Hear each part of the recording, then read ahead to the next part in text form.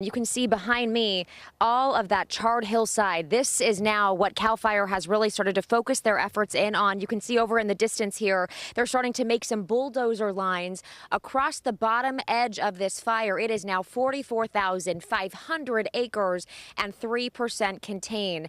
Now, this firefight has been difficult from the beginning. It started on Saturday afternoon and quickly started to spread fast because of the strong winds, the low humidity, and the very, very hot temperatures. At times, there were new flare-ups beginning as fire crews were finally getting a handle on one section of the fire. The winds would shove it the other direction, and it has now spanned a whole hillside, and that goes all the way from the Yolo County side through now to Napa County.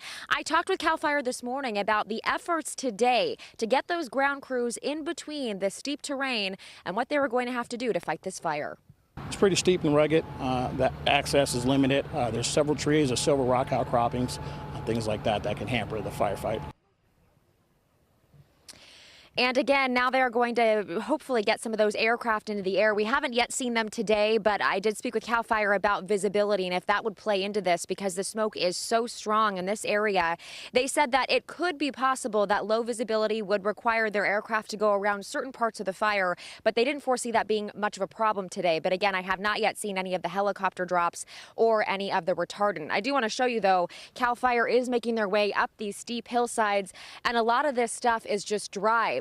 The canopies of the trees behind me still green and untouched. So what that leads me to believe is that the grass is really what burned. Had this been a couple months later, I fear that those trees would have been additional fuel, but I think they actually didn't burn because there was still a little bit of moisture in those trees, and that might be good news because this fire could have then really blown up even bigger. But still, Ken, in 24 hours, this thing really sparked.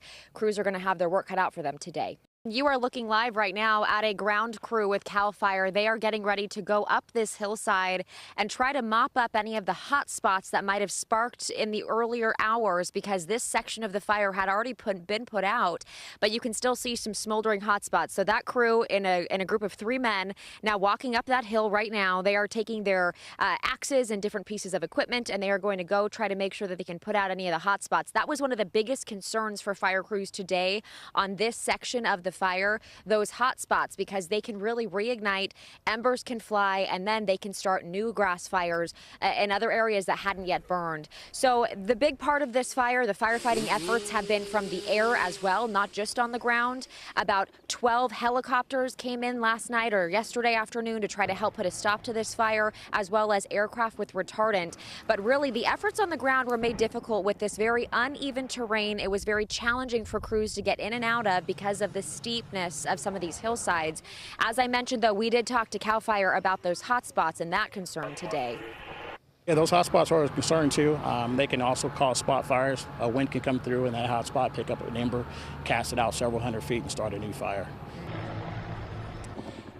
And so that's exactly why we are looking at these ground crews today, making sure that they can stop those hot spots from starting up. Again, this fire almost doubling in size as of about 24 hours ago to where it is now. 44,500 acres have burned, and this just started Saturday afternoon.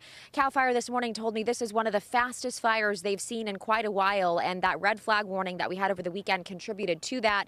Those very hot conditions paired with strong winds and low humidity. 3% containment for now. That is the perimeter they're creating around the fire's edge. Hopefully, with the winds dying down a bit today, that will help. One last look, though, I want to show you, Ken, before we send it back to you. This side of the hill, charred, not even a couple hundred yards away, you see a home still standing. That is the priority for those CAL FIRE crews, but they still need all of these people who live in this area to heed the evacuation warnings. If you've been issued a mandatory evacuation, you do need to go.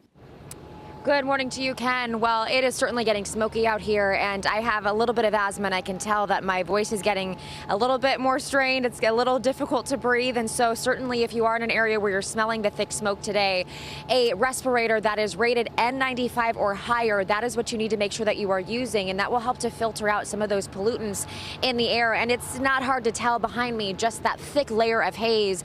We can finally start to see a little bit of clearing, and now you can see that charred hillside Still some hot spots smoldering there. And of course, the ground crews are working hard to maintain this fire's edge. There is going to be more than 1,200 firefighters out here today trying to help battle the flames, not only on the ground, but also in the air. More than 12 helicopters yesterday making water drops. They were also making retardant drops. And people who live in Esparto, Guinda, and the outlying areas, they're getting nervous. Mandatory evacuations were put in place, and we spoke to some residents who said this fire is getting way too close for comfort. If you can't smell smoke, you're usually going to be okay, but now the wind's changing. It's coming from the south, so. Does that concern you? Yeah, if everything off of the south right there, if it drops down on this side of the hills, it'll come sweeping up through here and burn all this grass. And so that is the concern now, is with the winds yesterday. This fire was kind of taking on its own little life, and it started to move in each direction because the winds were erratic at times. Red flag conditions yesterday. Not quite the story today. I can tell you it's much calmer.